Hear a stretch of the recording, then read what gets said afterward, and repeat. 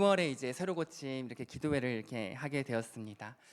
오늘 말씀은 우리가 익숙히 이제 아는 다윗과 골리앗 이런 이야기는 아니지만 오늘은 이제 다윗의 이야기를 통해서 말씀을 좀 전하려고 하는데요. 제가 이렇게 준비하다 보니까 이제 문득 드는 생각이, 제가 몇 주 전에 우리 유치부 아이들을 대상으로 해서 이 사무엘상 말씀으로 말씀을 전했거든요. 그래서 보통 우리가 이렇게 질문을 하면 보통 대답이, 우리가 이제 생각하는 정답은 보통 하나님 이런 게 이제 정답이잖아요. 근데 이제 사무엘상을 들어가다 보니까 아무래도 질문의 대답이 이제 정답이 뭐였냐면 사울 또는 다윗 이런 거였어요. 근데 아이들이 이제 4살, 5살이니까 사울, 사무엘, 다윗 이게 너무 어려웠던 거예요. 그러니까 아이들이, 어떤 아이들은 질문을 했을 때 사울, 또 이제 답이 이제 사무엘이 나와야 되는데 아이들은 또 계속 사울 이렇게 얘기하고 이렇게 막 뒤죽박죽했던 얘기들이 제가 좀 생각이 나는데, 오늘 우리가 이제 이 말씀은요, 사무엘상 이야기를 통해서 하나님께서 다윗의 삶을 어떻게 이제 빚어가시는가 이런 것들을 좀 이야기를 하려고 합니다. 사무엘상은요, 이제 사사기 뒤에 있잖아요. 그러니까 사사기의 마지막이, 아시는 것처럼 사사기의 마지막 내용이 어떤 내용입니까? 사람들이 다 자기 마음대로 살았다, 이제 이런 내용인 거예요. 왜? 자기 마음속에 하나님이 없고 하나님을 잊은 지가 오래되니까 자기들 다 마음대로 사는 거예요. 지금 시대랑 너무 비슷한 시대이죠.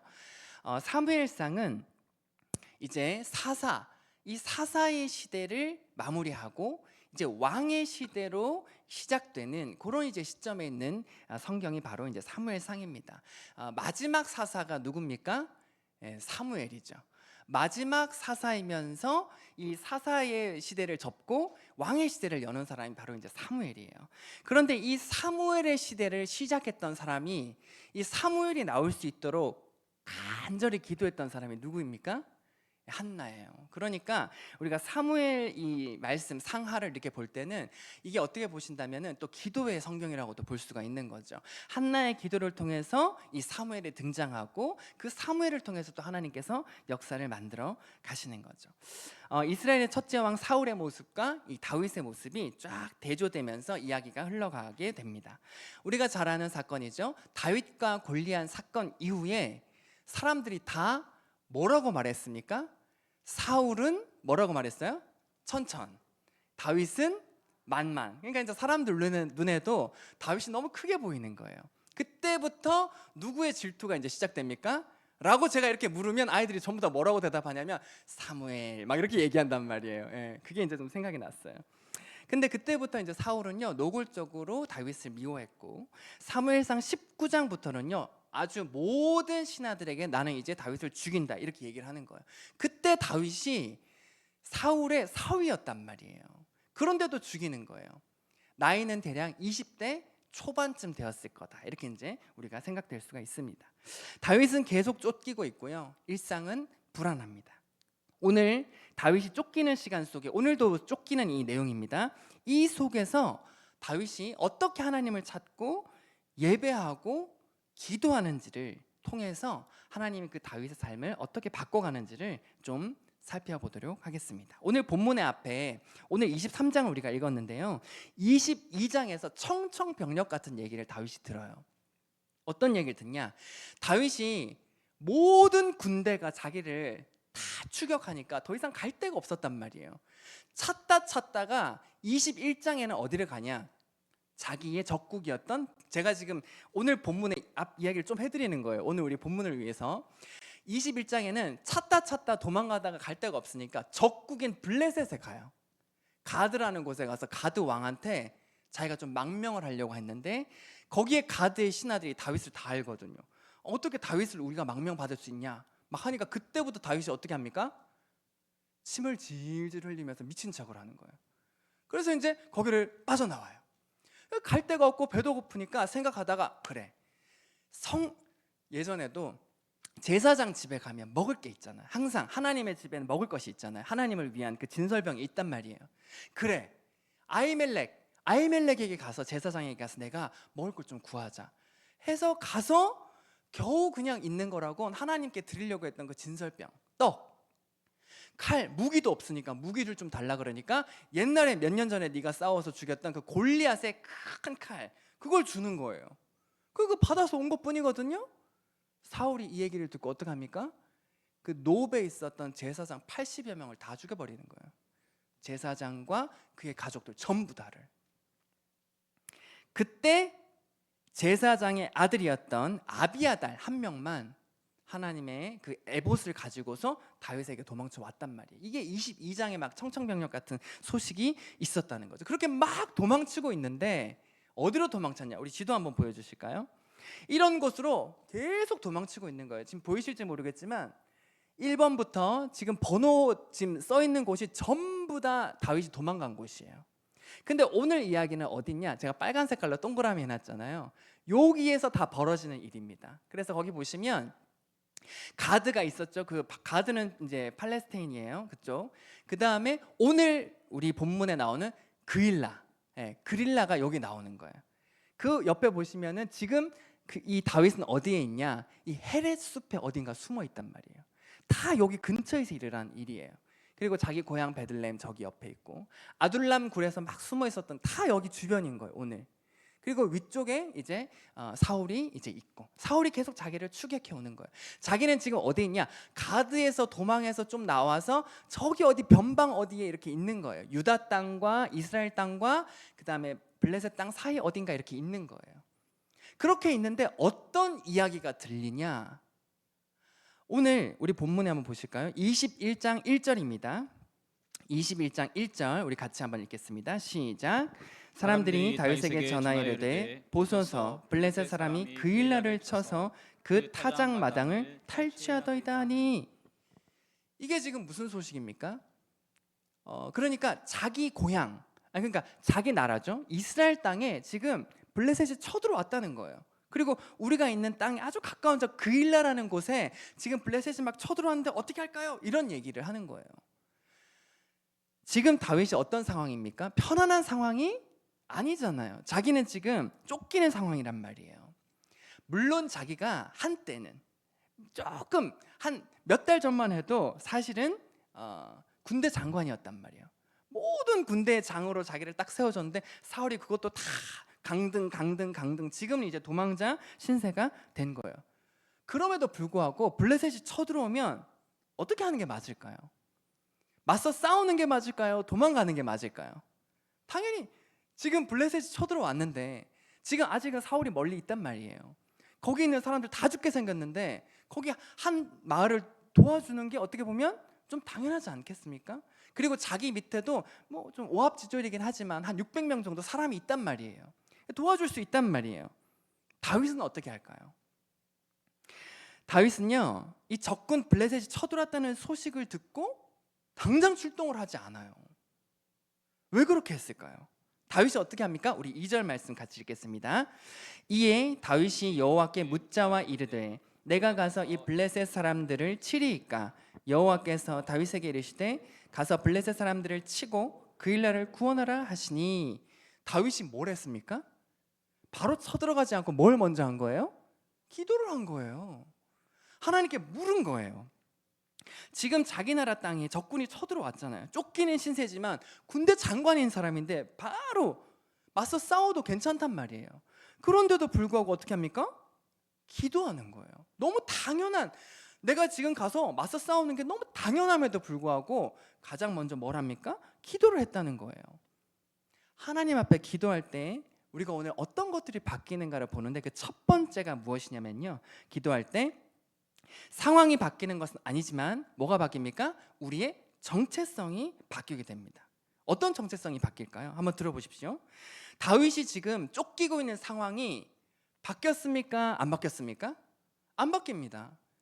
내가 기도를 했지만 쫓기는 상황이 바뀌는 건 전혀 없어요. 내가 지금 나와 함께 있는 사람은요, 사실 제가 아까 말씀드렸지만 오합지졸이에요. 원통한 자, 분한 자, 뭐 돈 갚아야 되는 사람들, 아무튼 뭐 원한 진 사람들, 뭐 엄청 많은 사람들이 전부 다 자기 할 말 많은 사람들, 그런 사람들이 다 모여 있단 말이에요. 여기 무슨 군인들이 아닙니다. 그런 사람들을 내가 이끌고 가야 되는, 도망자 신세임에도 이런 사람들이랑 같이 도망가야 된다는 상황도 바뀌지 않아요. 이 나라의 왕인 사울이 나를 죽이려 한다는 상황도 바뀌지가 않는 거예요. 그런데 기도할 때 뭐가 바뀌었다고요? 어떤 정체성이 바뀌었을까요? 사실 지금 다윗은 도망자란 말이에요. 그런데 기도하는 순간 뭘로 바뀝니까? 기도자로 바뀌는 거예요. 다시 말해서 하나님 안에 있는 사람으로 바뀌는 거예요. 내가 상황이 아무것도 변하는 게 없고, 내가 아무리 고달프고 괴롭고 슬픈 일이 있음에도 불구하고 내가 기도하겠다고 마음 먹는 순간 내 마음이, 내 정체성이 뭘로 바뀐다고요? 하나님 안에 있는 사람으로 바뀌는 거예요. 이거는 너무나 당연한 일인 거죠. 하나님께 기도한다, 이 묻는다고 할 때는요, 이게 어떤 의미가 있습니까? 내가 할 수 있는 걸 다 내려놓겠다는 뜻인 거예요. 사실 지금 다윗이 할 수 있는 주도권, 잡을 수 있는 주도권 굉장히 많이 있습니다.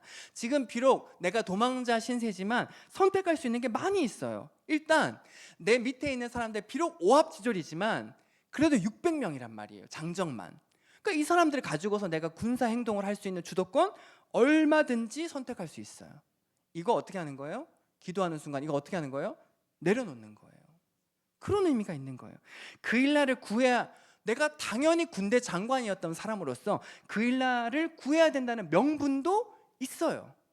근데 기도하는 순간 그 명분도 어떻게 하는 거예요? 내려놓는 거예요. 당연한 거 다 내려놓는 거예요. 그럼에도 하나님께 묻는다? 내가 할 수 있는 생각, 내가 한 판단, 내가 가지고 있는 모든 명분을 다 어떻게 하겠다는 거예요? 일단 다 내려놓겠다는 거예요. 그러니까 다윗이 아까 누가 봐도, 맞서 싸워도 누가 아무도 얘기하지 않을 그 상황에도 뭐 하기 시작하는 거예요? 하나님께 기도하기 시작하는 거예요. 사실 우리가 사무엘상 내용을 쭉 보시면요, 물론 다윗이 목동일 때 하나님께 항상 묵상하고 기도하고 이렇게 했지만 처음부터 하나님을 찾은 사람은 아니었어요. 왜냐? 기댈 때가 너무 많았거든요. 앞부분에 제가 잠깐 말씀드렸지만 사울이 자기를 죽이려고 할 때 가장 자기의 힘이 된 사람이 누구였어요? 요나단. 다 밑에서 모든 기밀을 자기한테 다 갖다 줬잖아요. 요나단 너무 의지가 되는 거예요. 그 다음 요나단도 이제 좀, 요나단과 자꾸 만날 수가 없으니까 그 다음 아까 어디로 갔어요? 이제 블레셋으로 막 가는 거예요. 내가 다른 나라에 가서라도 내가 망명해야지, 이런 거 할 때 하나님께 안 물어봤거든요. 그 다음에 또 어디로 갔어요? 그래도 좀 하나님 좀 가까이 있을 것 같은 사람, 아까 제사장 여기 갔어요. 결국 거기 참변을 다 당했단 말이에요. 이렇게 내가 기대고 의지할 것들 다 없어지니까 결국은 누구 찾는 거예요? 결국 하나님께 간 거예요. 그러나 그 하나님께 묻는다는 것은 아까 말씀드린 것처럼 내가 할 수 있는 생각, 판단, 내가 잡을 수 있는 모든 명분, 이거 다 내려놓겠다, 이런 뜻인 거죠. 다윗이 도망하면서 쓴 시가 여러 편이 있는데요, 그 중에 27편, 시편 27편에 보시면 이렇게 얘기하고 있습니다. 시편 27편 7편에 7절에 우리 함께 읽어볼까요? 시작. 여호와여, 내가 소리내어 부르짖을 때에 들으시고 또한 나를 긍휼히 여기사 응답하소서. 이게 도망할 때 쓴 시란 말이에요. 뭐 하고 있습니까? 기도하고 있는 거예요. 하나님, 제가 부르짖을 때 좀 들어주세요, 이렇게 기도하고 있는 거예요. 그런데 다윗이 하나님께 이렇게 부르짖는 이유가 뭘까요? 이제 막 내가 기댈 것, 이제 사람, 이제 다 나한테 도움이 안 되니까 물론 하나님 찾을 수 있습니다. 그런데 아까 우리가 봤던 이 시편 27편, 아까 우리가 7절을 읽었는데요, 그 시편 27편 1절에 보시면 왜 다윗이 이렇게 기도하고 있는지를 자기가 얘기하고 있어요. 우리 1절 말씀 같이 읽겠습니다. 여호와는 나의 빛이요 나의 구원이시니 내가 누구를 두려워하리요? 여호와는 내 생명의 능력이시니 내가 누구를 무서워하리요? 아멘. 다윗이 모든 권리를, 모든 생각을 다 내려놓을 수 있는 이유가 있었습니다. 하나님이 뭐라는 거예요? 내 빛이라는 거예요. 그걸 발견한 거예요, 다윗이. 하나님이 나의 뭐라는 거예요? 내 구원자라는 걸 발견한 거예요. 그러니까 내가 기도 안 할 이유가 없는 거예요. 그래서 다윗은 내 선택에 대한 어떤 두려움, 이런 것들을 다 내려놓고 하나님께 기도하기로 마음먹었던 거죠. 내 상황에 관계없이 하나님 안에 있는 사람, 하나님 안에서 기도하는 자로 나의 정체성을 선택하기로 마음먹은 거죠. 하나님 앞에서 기도할 때 바뀌는 건 아까 첫 번째가 정체성이라면, 두 번째는요, 하나님 앞에서 우리가 기도할 때 잘못된 선택이 변하게 됩니다. 뭐가 바뀐다고요? 잘못된 선택이죠. 다윗은 오늘 하나님께 계속 기도하거든요. 2절에 보시면 다윗이 여호와께 묻자와 4절에 다윗이 여호와께 다시 묻자온데 11절, 10절, 11절을 보시면 다윗이 이르되 이스라엘 하나님 여호와여 이렇게 기도하고 또 12절에도 다윗이 이르되 계속해서 기도하는 모습을 우리가 볼 수가 있어요. 그런데 그 과정을 통해서 어떻게 합니까? 아까는 그일라를 돕기로 하고 블레셋과 싸우고 뭐 이런 일들을 이제 선택하게 된 거예요. 근데 그러다 보니까 문제가 생겼어요. 내가 하나님께 기도하고 응답받았잖아요. 너 가서 도와줘. 근데 문제가 생겼어. 내가 도와주다 보니까 내가 지금 유다 땅으로 들어온 것을 누가 알게 된 거예요? 사울이 알게 된 거예요. 7절이죠. 같이 읽겠습니다. 다윗이 그일라에 온 것을 어떤 사람이 사울에게 알리매 사울이 이르되 하나님이 그를 내 손에서 넘기셨도다.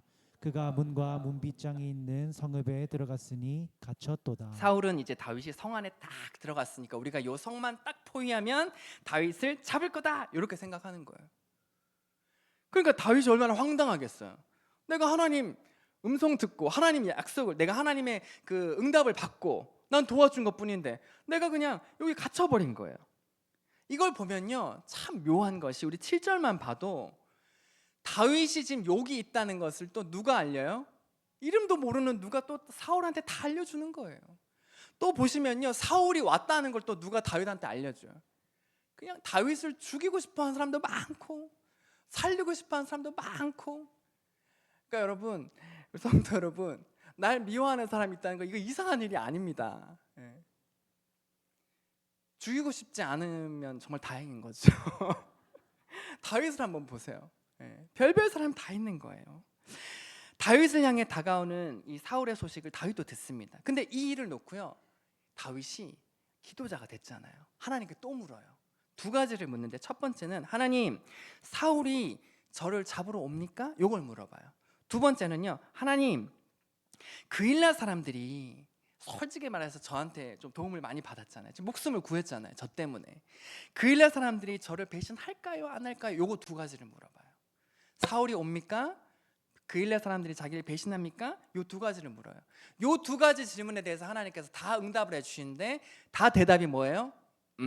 요게 대답이었어요. 사울도 온다. 그일라 사람들 너를 뭐 한다는 거예요? 배신할 거라는 거예요. 다윗이 억울하죠. 지금 다윗이 자기 잘 되려고 그일라에 온 게 아니었단 말이에요. 이 사람들의 꼼짝없이 블레셋에게 유린당하고 목숨을 잃을지도 모를 이 사람들을 도와줬는데 어쩌면 사울이 해야 될 일을 자기가 대신했을 수도 있잖아요. 근데 그일라 사람들은 자기를 배신하겠다는 거예요. 그일라 사람도 그러면 안 되죠. 도의적으로. 이래서는 안 되는 거잖아요. 뒷구멍으로라도 도망가게 해줘야 되는 거잖아요. 그런데도 하나님은 그일라 사람들은 널 배신할 거야 라고 얘기하는 거죠. 다윗 입장에서는 굉장히 억울하고 그일라 사람들한테 따질 수도 있습니다. 어떻게 여러분 그럴 수 있습니까? 저한테 이러면 안 되는 거 아닙니까? 막 얘기할 수 있는 거예요. 근데 하나님께서 뭐라고 응답하셨어요? 그일라 사람들은 널 배신할 거야. 그리고 사울은 널 잡으러 올 거야. 이 응답을 딱 듣고 다윗이 어떻게 합니까? 13절 말씀 같이 읽겠습니다. 다윗과 그의 사람 600명 가량이 일어나 그일라를 떠나서 갈 수 있는 곳으로 갔더니 다윗이 그일라에서 피한 것을 어떤 사람이 사울에게 말하매 사울이 가기를 그치니라.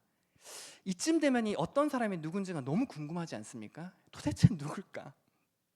근데요 다윗이 이 하나님의 음성을 딱 듣자마자 어떻게 합니까? 13절에 보시면 600명 가량이 바로 일어나서 거기 보시면 그일라를 떠나서 그 다음에 갈 수 있는 곳으로 갔다. 이게 무슨 뜻이냐면요 막 되는 대로 도망쳤다 이 뜻인 거예요. 왜요? 지금 곧 포위당했잖아요. 곧 포위를 당한단 말이에요. 그러니까 조금이라도 지체했다가는 그냥 다 죽는 거예요. 그 사람들이 600명 그냥 정신없이 막 도망가기 시작을 하는 거예요. 사실 다윗은요 그일라 거기에 남아서 사람들 항변하고 또 설득하고 또 자기를 도와달라고 막 얘기할 수도 있는 거예요. 그렇잖아요. 왜 자기를 배신하냐?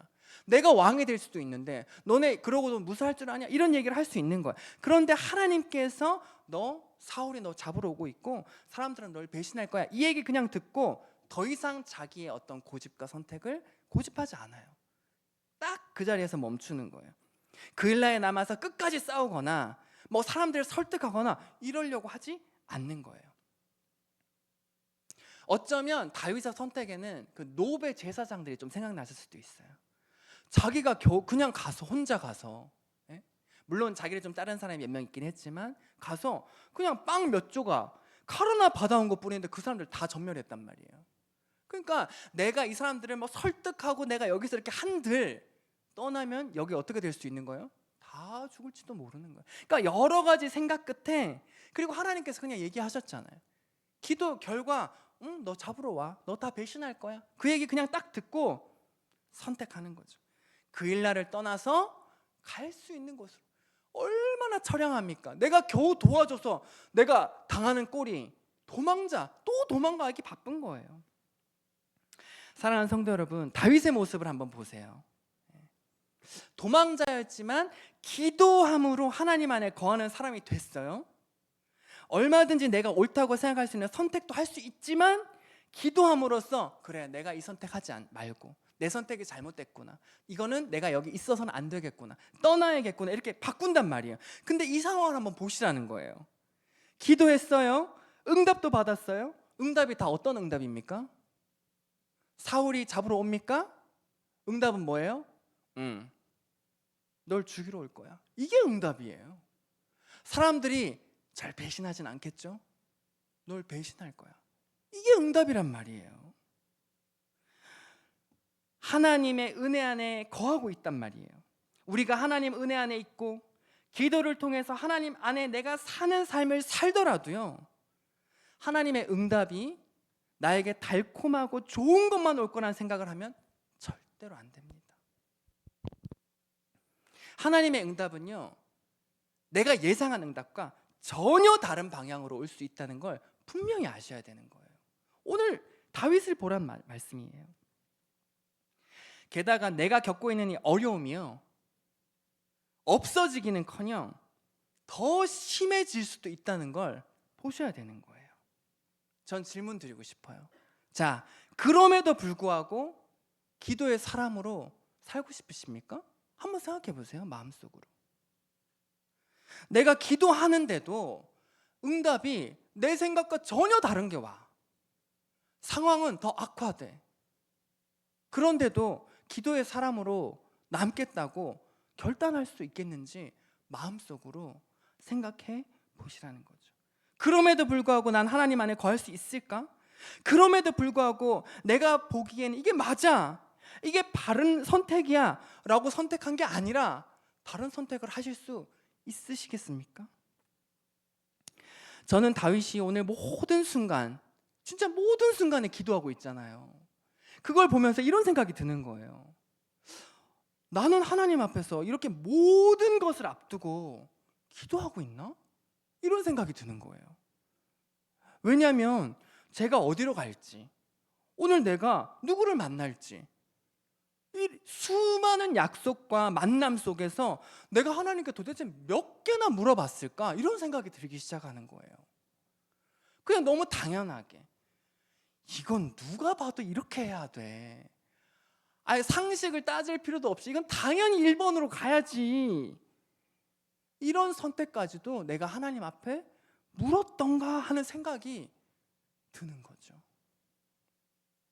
다윗은요, 당연해 보이는 것까지도 하나님께 기도했고, 내가 선택할 수 있는, 얼마든지 할 수 있는 그 선택까지도 기도함으로써 바꾸는 것을 보게 됩니다.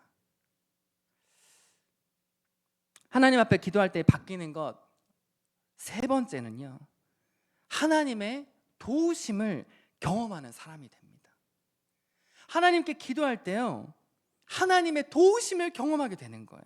그일라에 있었던 다윗을 사울이 놓쳤잖아요. 다윗이 도망가 버려서 사울의 이 잡아 죽이겠다는 이 집념이 더 커지는 거예요. 이 집념에 휩싸여 버리는 거예요. 사울이. 14절 같이 읽겠습니다. 14절입니다. 다윗이 광야의 요새에도 있었고 또 시광야 산골에도 머물렀으므로 사울이 매일 찾되 하나님이 그를 그의 손에 넘기지 아니하시니라. 한번 보세요. 광야, 또 산골, 막 어디 바위 틈 온 데 다 갑니다. 사울이요, 매일 찾았다. 매일. 매일 찾는데 매일 못 찾아. 이유는 단 한 가지예요.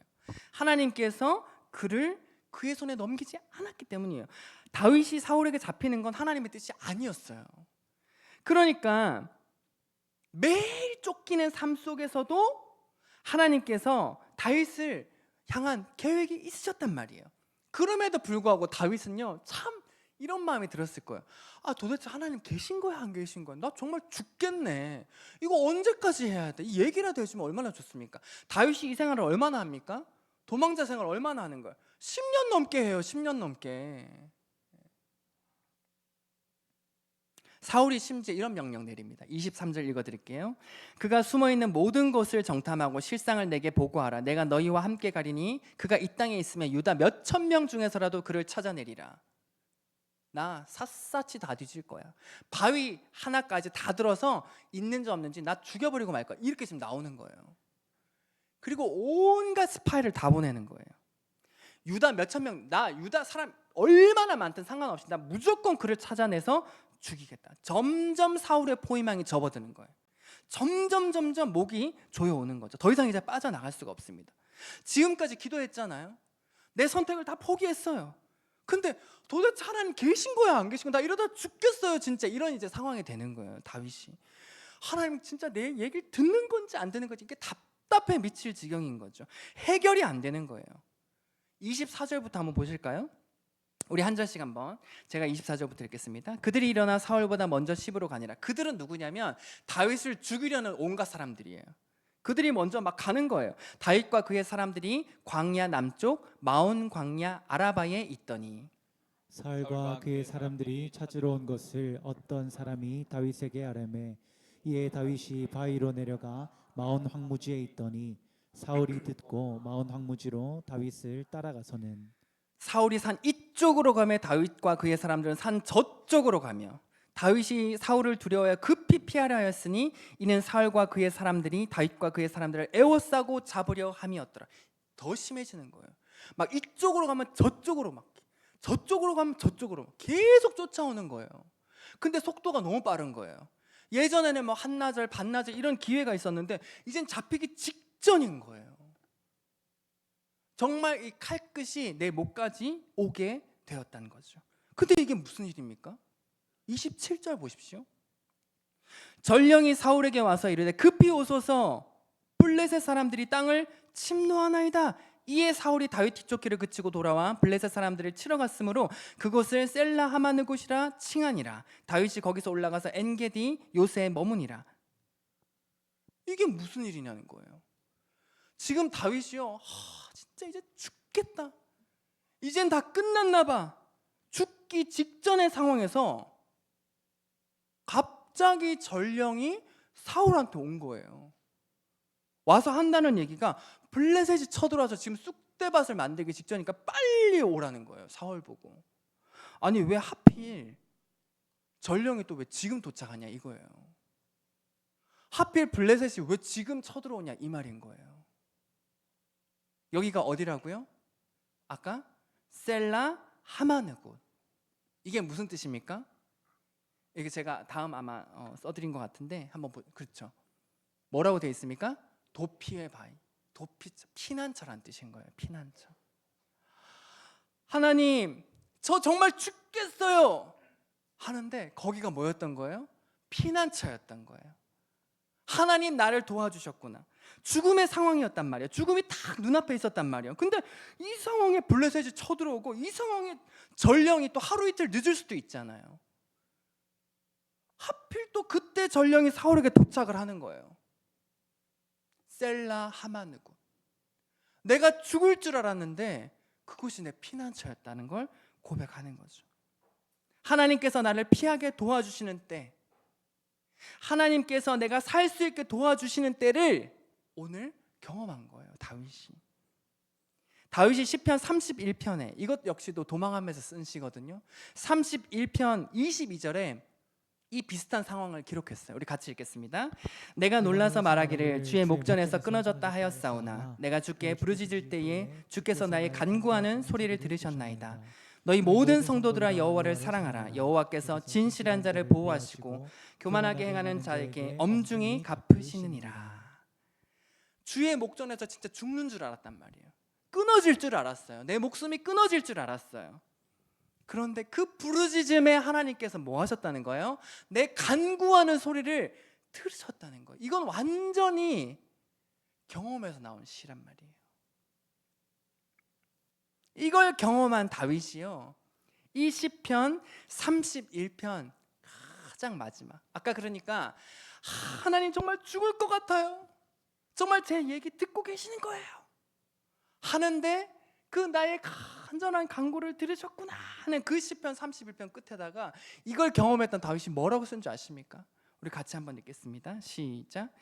여호와를 바라는 너희들아 강하고 담대하라. 이게 다윗의 경험이에요. 다윗은요, 정말 아무도 없는 상황 가운데, 아무도 듣지 않을 거야, 나 이제 다 끝났어 하는 그 상황 속에서도 하나님 듣고 계신 걸 분명히 경험한 거예요. 그걸 잊지 않았어요. 그리고 거기서 끝나는 것이 아니라 다시 일어나야지, 내가 다시 용기를 내야지, 다시 기도의 자리에 있어야지, 다시 하나님을 찾아야지, 다시 하나님 안에서 내 삶을 끝까지 인도하실 하나님을 기대해야지, 이렇게 고백을 했던 것이죠. 기도할 때 상황 바뀌지 않습니다. 않을지도 몰라요. 바뀔 수 있으면 너무너무 좋겠지만 안 바뀔 때가 참 많더라고요. 그러나 바뀌어요. 내가 바뀌어요. 내 정체성이 바뀝니다. 도망자였고 불평자였고 슬픔이었고 아픔이었지만 기도하는 순간 하나님 안에 있는 사람으로 바뀌는 거예요.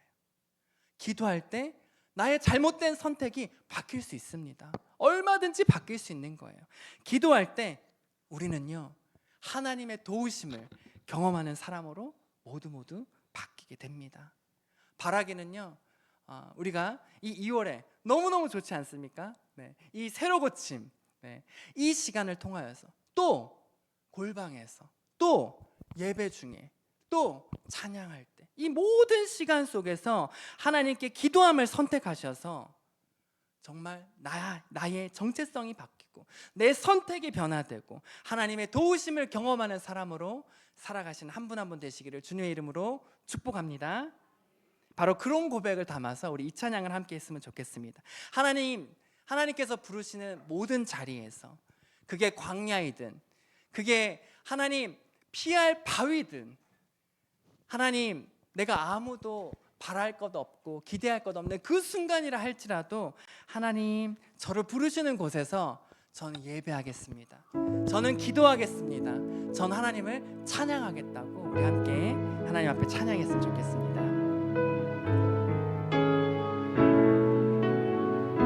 따스한 성령님, 따스한 성령님, 마음으로 보내 내 몸을 감싸며 주어지는 평안과 만족함을 느끼네. 사랑과 진리에, 사랑과 진리에 빛 보내, 한 줄기 빛 보내 내 몸을 감싸며 주어지는 평안과 그 사랑을 느끼네. 그 사랑을 부르신 느끼네. 곳에서, 부르신 곳에서 나는 예배하네. 어떤 상황에도 나는 예배하네. 부르신 곳에서 나는 예배하네. 어떤 상황에도 부르신 곳에서 예배하네. 나는 예배하네. 부르신 곳에서 나는 예배하네.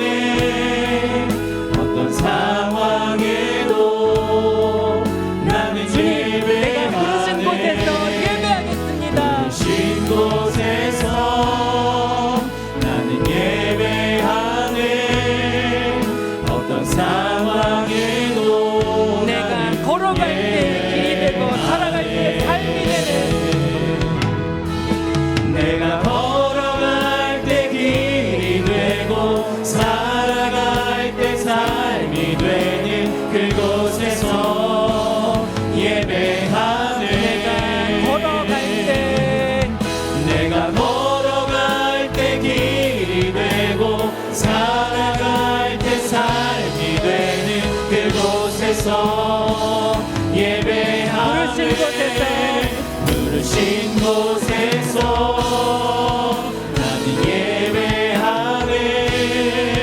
어떤 상황에도 나는 예배하네. 부르신 곳에서 나는 예배하네. 어떤 상황에도 나는 예배하네. 하나님, 우리 함께 기도하기를 원합니다. 하나님, 어떠한 상황 속에서도 기도하기를 선택하는 자가 되게 하여 주시옵소서. 하나님, 하나님 나를 보지 않는 것 같은 상황 속에서 하나님 저를 도대체 도와주고 계신지, 하나님 도대체 살아 계신지 의심되는 그 순간조차도 우리의 마음속에서 하나님을 찾는 기도가 되기를 간절히 소망한다고. 하나님, 내가 부르시는 어떤 곳에서도 하나님을 기도하겠습니다. 하나님께서 내게 주시는 아버지 어떤 상황 속에서도 하나님, 내가 기도하기를 멈추지 않겠다고 우리 함께 주님의 이름을 의지해서 함께 이 시간 기도하겠습니다. 주여, 아버지,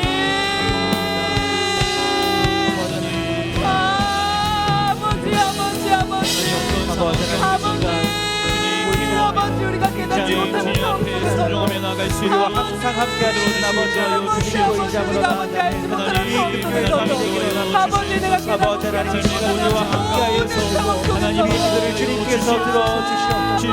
아버지 하나님 우리 가운데 서명하며 나가 있도록 아버지 하나님 우리와 함께 하시옵소서. 그 주여 하나님 인도하여 주시옵소서. 주여 아버지 하나님 기도가 되었고 아버지 말씀하여 주시옵소서. 아버지 말씀하여 주시고 인도하여 주시옵소서. 아버지 하나님 눈에 보이지 않는다 할지라도 아버지 하나님 우리는 삶의 변함이 없다 할지라도 그럼에도 불구하고 같이 기도의 상황 가운데서도 하지 않고 기도하는 자가 되게 하여 주시옵소서. 아버지 하나님 우리가 주님을 바라보게 하여 주시옵소서. 아버지 하나님 기도를 기도하기 원합니다. 끝까지 하는 기도하기 원합니다. 하나님 기도하기를 쉬지 않게 하여 주시고 하나님을 바라볼 수 있도록 믿음의 모든 으로 주님 바라보게 하여 주시옵소서. 기도하며 나갈 때 하나님 우리를 올리지 마시고 우리 가운데 함께 하여 주시고 주의 손길을 우리를 붙드시고 인도하여 주시고 우리 가운데 말씀하여 주시옵소서. 하나님의 음성 가운데 듣게 하여 주시고 주님께 더욱 기도함으로 나아가게 하여 주시옵소서. 아버지 하나님 우리 입을 열어주시옵소서. 아버지 하나님 우리 귀의 가운데 열어주시옵소서. 아버지 하나님 입을 열어주시옵소서. 주님께 기도하는 가운데서 밤이 될 수 있도록 우리와 함께하여 주시옵소서. 아버지여 경외하고 주님께 기도하며 나갑니다. 아버지여 우리 모든 순간 모든 현장과 준비 될 수 있도록 원합니다. 아버지 하나님 아버지 우리의 원함이 되어주시고 우리의 바람이 되어주시옵소서. 우리는 모든 것에 뒷짐이 되어주시고 아버지 계속해서 기도할 때에 하나님 2월 한 달 동안에 있을 새로 고침 기도회를 아버지 기억하여 주시옵소서. 하나님 예비하신 마음 허락하여 주셔서 결단하게 하여 주시고 놀라운 하나님의 은혜를 경험하는 시간이 되게 하여 주시옵소서.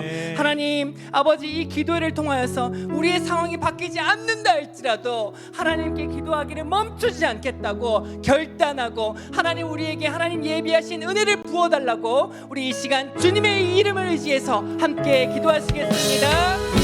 주여